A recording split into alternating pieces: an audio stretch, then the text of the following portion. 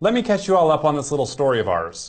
A couple of months ago, I got a message on Facebook from a guy named Joel in Liberia. He said that he was in need of some financial assistance and asked me to send him some premium electronics. He said that he would sell these on the Liberian market and then split the profits with me. Now, I figured that this was just one of those African internet scams, but I decided to play along and see where it led me. I figured the more time of his that I could waste, the less time that he'd have to spend ripping other people off. So I told him that I didn't have any electronics to send, but I did have a business proposition if he was interested. I told him that I was in the photography business and that if he'd be willing to take pictures of where he lived and send them to me, I'd pay him for the ones that I liked. He agreed, and the next morning he sent a few over. And they were just terrible. The guy had to be using a 15-year-old flip phone or worse, but I was surprised to see him actually try. He mentioned repeatedly that he was looking for God's favor through someone and that he believed that person was me. So I thought I would invest a little bit of money in this guy to see if he was scamming me or if he was seriously trying to improve his situation. So I mailed him a $30 camera and told him to take some more pictures with it. Well, the pictures were a little better quality, but they still sucked. So I said to him that if he wanted to make money taking pictures, he needed to practice. He needed to hold the camera still and make sure his subject had plenty of light. And would you believe that he actually improved? I mean, some of his pictures were just stunning. They really show the beauty and difficulties of living in Liberia. So then I had to figure out how I was going to compensate Joel for his work.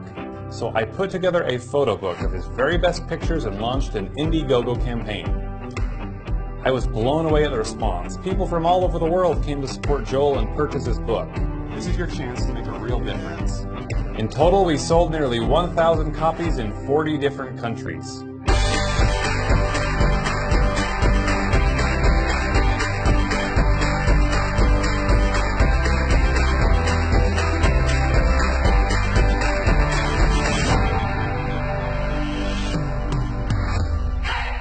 I made a promise to Joel that we'd split the profits 50-50 and that my half would go to charity.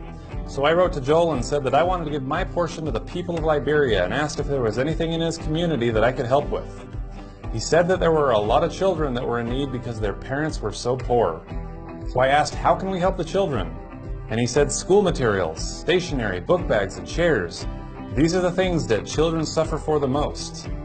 He said that we should start by targeting the youngest 100 kids and that it would cost me about $500. I thought, this is where we're really going to find out what Joel's made out of.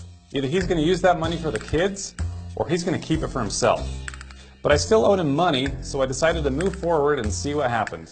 So I got back onto Western Union's website to transfer the money, and my payment was declined. Apparently my bank thought that someone had hacked into my account and was sending all of my money to Liberia. So I called them to tell them that it was in fact me, but they were closed for Columbus Day. So I went to an ATM and withdrew $500 cash. Then I walked to the nearest Western Union teller to wire it the old-fashioned way. This ended up being one of the strangest moments of my life. Imagine standing there in a crowded Rite Aid at a Western Union kiosk asking if you could wire $500 to a guy named Joel in Liberia.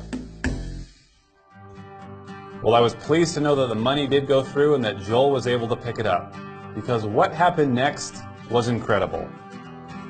Joel took a trip down to the local market and cleaned them completely out of children's book bags, notebooks, and other supplies for the children in 5 local schools. He had to hire a taxi just to hold everything. I made sure to tell Joel to bring his camera along, not just to prove that he delivered, but to show his customers what's possible with a little hard work and a lot of faith.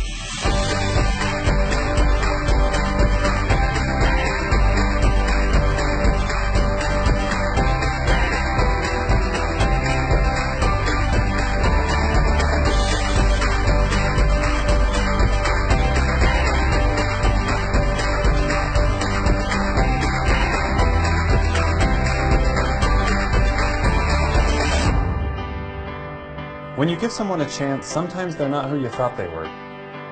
Sometimes they surprise you. And sometimes you end up being the answer to their prayers.